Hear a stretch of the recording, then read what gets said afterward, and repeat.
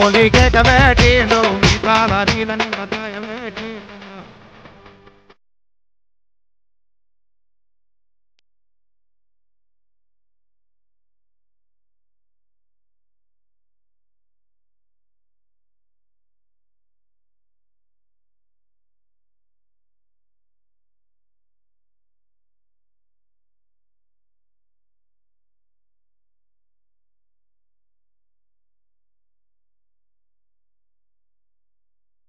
Hi hello నమస్తే, నేను బసని మమత. ఈరోజు జేడిఎల్ టీవీకి స్వాగతం. ఈరోజు మనం గోల్కొండ దగ్గర ఉన్న పోతరాజుల దగ్గర ఉన్నాం. అంటే పోతరాజులు అంటే ఆషాఢ మాసం అంటేనే బోనాలు అంటేనే మన హైదరాబాద్లో బోనాలు వెళ్ళాలంటే ముందుగా అయితే పోతరాజులు ఉండాలి. మరి ఈరోజు ఒక్క పోతరాజు కాదు, 2 పోతరాజులు కాదు, ఏకంగా 25 మంది పోతరాజులను పట్టుకొచ్చిన. మరి వాళ్ళు ఏం చెప్తారో, బోనాల గురించి ఏం చెప్తారో, అసలు తొట్టెల గురించి ఏం చెప్తారో ఒక్కసారి పూరాగా అడుచుకుందాం. చలో మరి. నమస్తే అండి. నమస్తే అండి. మీ పేరు? సాయి పోతరాజు. ఇక్కడ గోల్కొండలో సాయి పోతరాజు అంటే చాలా ఫేమసా? ఏం లేదు, ఫేమస్ ఏం లేదు. సో మీరు ఎప్పటి నుంచి పోతరాజు వేషం వేస్తారు? గత 8 సంవత్సరాల నుంచి పోతరాజు వేషం వేస్తాను. అసలు పోతరాజు వేషం మీరే వేయాలనుకున్నారా, లేకపోతే అమ్మవారు ఏమైనా చెప్పిందా?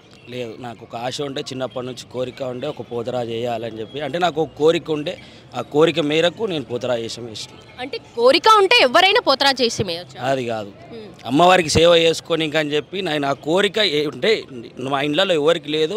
తరతరాలుగా ఈ కోరిక, నా ఒక కోరిక, నా వంశపారిక ప్రతి ఒక్కరికి రావాలని చెప్పి ఆ కోరిక కోరుకున్న అమ్మవారు నన్ను కరుణించింది, నన్ను దయదలిచింది. ఇవాళ నేను నా కోరిక నెరవేరిందనే నేను పోయిన సంవత్సరం అమ్మవారిని కోరిక అడిగిన, ఆ కోరిక నాకు నెరవేరింది కాబట్టి మళ్ళీ ఈ సంవత్సరం నేను ఈ గజ్జ కట్టి పోతరాజు చేయడం స్టార్ట్ అయ్యింది. అసలు పోతరాజు అవ్వాలంటే ఏం చేయాలి? పోతరాజు అవ్వాలంటే ఫస్ట్ మనము గురువుని ఎంచుకోవాలి, ఓ మంచి గురువుని ఎంచుకోవాలి. గురువుని ఎంచుకున్న తర్వాత పోతరాజుల గురించి పద్ధతులు కానీ, ఏనాలు నియమాలు పాటించాలి, ఎలా దీక్షతో ఉండాలి. మన అయ్యప్ప స్వామికి ఎలా అయితే దీక్షతో ఉంటామో గత 2 నెలలు ఈ ఆషాఢం శ్రావణం చెప్పులు వేసుకోకుండా మనం ఒక మ్యారేజ్ అయినా కానీ వాళ్ళకి దూరం ఉండి పద్ధతిగా పాటించి, మనము ఒకరింటికి పోయినా కానీ పేపర్ ప్లేట్లో అన్నం తినడం కానీ ఇట్లాంటి పద్ధతులు పాటించుకుంటూ పోతరాజు వేషం అనేది మనం వేసుకోవాలి జరుగుతుంది. పోతరాజు గారు గురువు అంటున్నారు కదా, ఇక్కడ మీ గురువు ఉన్నారా? మరి మా గురువు ఇక్కడ లేరు. మా గురువు ఇక్కడ లేరు. మీకు ఎక్కడ ఫస్ట్ స్టార్ట్ చేశారు పోతరాజు వేషం వేయడం? ఎక్కడ స్టార్ట్ చేశారు? నేను ఫస్ట్ ఒక దగ్గర నాంపల్లి దగ్గర అమ్మవారి దగ్గర స్టార్ట్ చేశాను. దాని తర్వాత గోల్కొండ అమ్మవారిని నమ్మిన తర్వాత నేను ఈ సీజన్లో ఫస్ట్ పోతరాజు చేసేది ఇక్కడ గోల్కొండలో.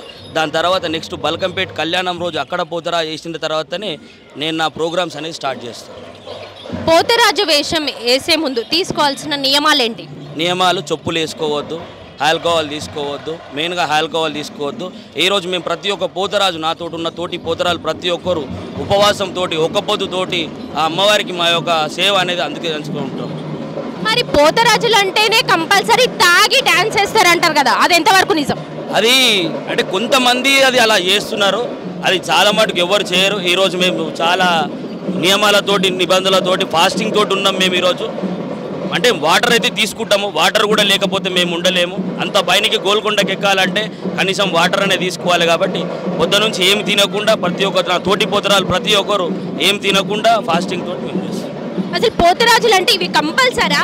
ఇవన్నీ గజ్జలు ఇవన్నీ కంపల్సరా? అమ్మవారి తమ్ముడు అంటేనే పోతరాజు, పోతరాజు అంటేనే అమ్మవారి తమ్ముడు. పోతరాజు అంటే నీ మాటలలో ఏం చెప్తావు?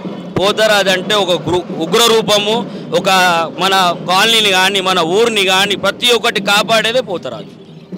అందరూ అమ్మవారికి ప్రతి ఒక్క అక్క చెల్లెలు మన తెలుగు సాంప్రదాయాన్ని కాపాడే ఈ బోనాల పండుగకు ఒక బోనం ఎంత ఇంపార్టెంట్, ఒక తొట్టెల ఎంత ఇంపార్టెంట్, ఒక పోతరాజు కూడా అంత ఇంపార్టెంట్. తొట్టెలు అంటే గుర్తొచ్చింది, తొట్టెలకి ఎందుకు వేస్తారు మీరు? మరి తొట్టెలకి ఎందుకు వేస్తామంటే అమ్మవారిది కాబట్టి తొట్టెల కంపల్సరీకి వేస్తాం మేము.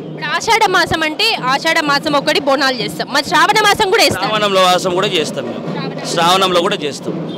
ఆషాఢంలో మన ఓన్లీ హైదరాబాద్లోనే బోనాలు స్టార్ట్ అవుతాయి. శ్రావణంలో వచ్చేసి మనకు ఊర్లలో, విలేజ్లలో అక్కడ శ్రావణంలో స్టార్ట్ అవుతాయి కాబట్టి అక్కడ కూడా వెళ్ళి మేము చేస్తాం.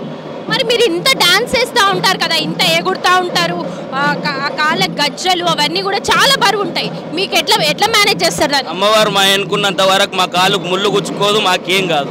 దర్శనం అయిపోయిన తర్వాత మాకు ఆ పెయిన్స్ అనేది తెలుస్తుంది, కానీ అప్పటి వరకు ఎలాంటి పెయిన్ ఉండదు, ఏది ఉండదు. మాలో ఒక ఎనర్జెటిక్ అనేది ఉంటుంది. బండారు రుద్దుకున్న మనిషి ప్రతి ఒక్క మనిషికి ఎనర్జెటిక్ అనేది కంపల్సరీ ఉంటుంది. మరి పోతరాజులు అంటే పసుపు కుంకుమ ఇంకా కొన్ని ఆప్షన్స్ ఉంటాయి కదా, మరి మీరేంటి అందరూ కలర్లు వేసుకొని మరి కనిపిస్తుంది? ఇప్పుడు పబ్లిక్ ఏందండి, ఇప్పుడు పసుపు చెంకి కుంకుమ ఉంటే పబ్లిక్ ఏమైపోయిందంటే ఒకప్పుడు ఓల్డ్ మోడల్ అది. అప్పుడు పురాణాల తాతల ముత్తాతల కాలం నుంచి అప్పుడు పసుపు చూస్తారు. ఇప్పుడు పబ్లిక్ జనాలు ఏం కోరుతున్నారు, డిఫరెంట్గా కొడుతున్నారు. అంటే ఇక్కడ ఏమి అంత డెవిల్ మేకప్స్ ఏం లేవు, నార్మల్. ఎందుకు లేవు డెవిల్ మేకప్స్? ఆ కళ్ళని చూస్తేనే భయపడుతుంది మాకు. లెన్స్ అవి నేను చూసే ఆకారం బట్టి మీకు కనిపిస్తుండొచ్చు. డెవిల్ అయితే మేకప్ నుంచి మేకప్ వల్ల భయపడించేది అయితే లేదు.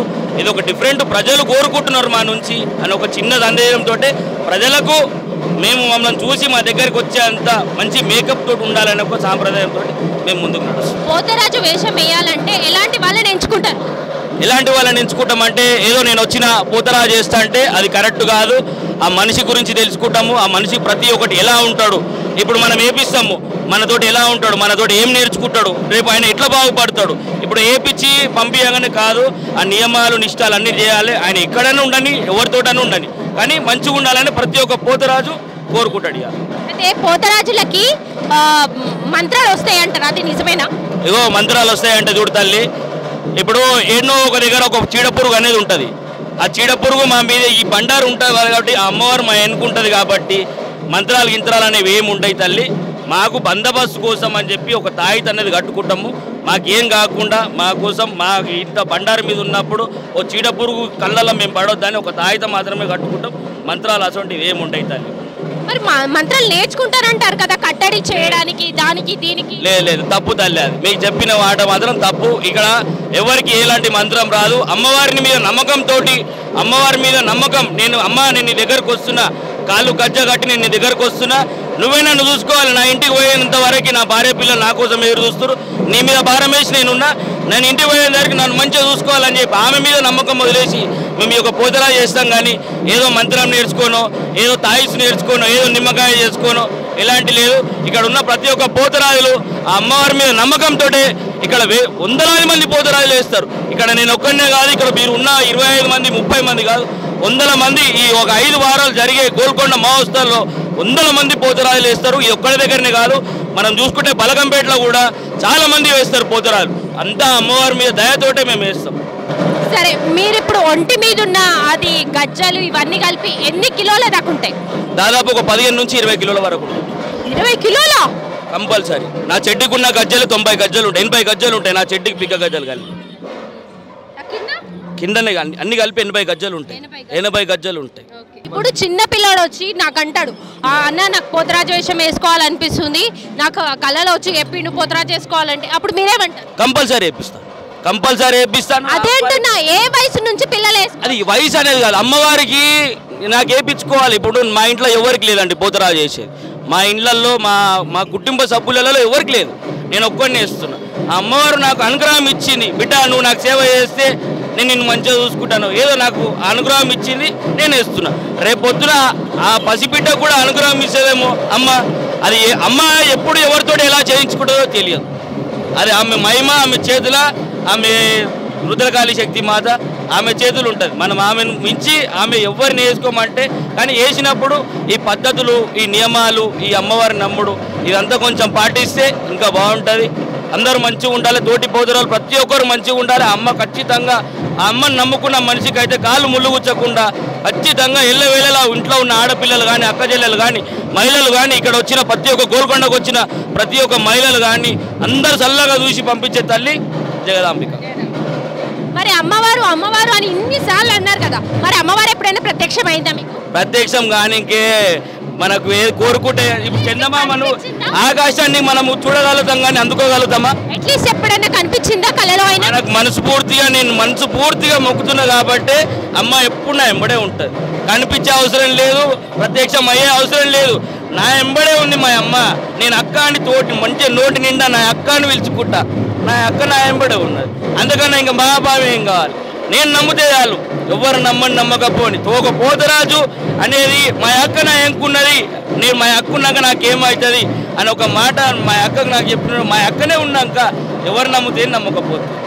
నీకు పోతరాజ వేషం వేసుకున్నాక నీకు ఏమన్నా మహా అద్భుతం ఏమైనా జరిగిందా? ఏం లేదు, అమ్మవారిని కళ్ళ నిండా చూసుకుంటే సంతోషం. ఒక్కొక్క దగ్గర బాబు వెళ్ళిపోండి వెళ్ళిపోండి వెళ్ళిపోండి అని చెప్పి కొంచెం ఇబ్బందులు పెడతారు. మేము ఇంత పోతరా చేసి ఇంత వెయిట్ మోసి అమ్మవారిని దర్శించుకోనికపోతే కొన్ని చోట్లల్లో మాకు ప్రశాంతంగా దర్శనం కాదు. అది ఒకటే విషయాలలో బాధ అనిపిస్తుంది. కానీ అంటే కొన్ని చోట్లల్లో ఇక్కడ అక్కడ అని చెప్పట్లేదు, కొన్ని చోట్లలో మాకు ఇబ్బంది కలిగిస్తారు. అదొకటి మాకు మంచిగా అయితే సంతోషం. ఏం లేదు తల్లి, ఇంత బండారు రుద్దుకొని ఇంత చేసి అమ్మవారిని మనస్ఫూర్తిగా కళ్ళతోటి నిండు కళ్ళతోటి చూసుకొని సంతోషపడితే చాలు తల్లి. మీరు ఇక్కడ కాకుండా ఇంకెక్కడ వేస్తారు పోతరాజు? హైదరాబాద్ సికింద్రాబాద్ మొత్తం సిటీలో ఎక్కడ ప్రోగ్రామ్స్ ఉన్నా, విలేజ్లలో ఎక్కడ ప్రోగ్రామ్స్ ఉన్నా నేను అన్నిట్ల దగ్గర పోతరాజు చేస్తున్నాను. ఇక్కడ పోతరాజు చేసుకోవడం వల్ల ఎంత సంపాదించుకుంటున్నారు? ఇగో చూడు తల్లి, నా కష్టమే నా బలం, నా కష్టమే నా రూపాయి. ఇవాళ నేను ఇంత సంపాదిస్తా అంత సంపాదిస్తాను నేను మీతో చెప్పుకోలేను. ఎందుకంటే ఇప్పుడు నేను అమ్మ మీద నమ్మకం వేసున్నా. ఆ అమ్మ నాకు రూపాయి వేయొచ్చు, 100 రూపాయలు వేయొచ్చు, దాన్ని నేను అంచనా వేయలేను. ఆ అమ్మవారు ఇచ్చిన నాకు భిక్ష అని భావిస్తా.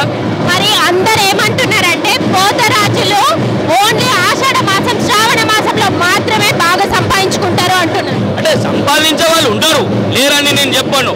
ఒక్కొక్కరిది ఒక్కొక్క రేట్ ఉంటుంది, ఒక్కొక్కరిది ఒక్కొక్క డిమాండ్ ఉంటుంది. ఆ లుక్ కూడా అలా ఉంటుంది, వాళ్ళ కష్టం కూడా అలా ఉంటుంది.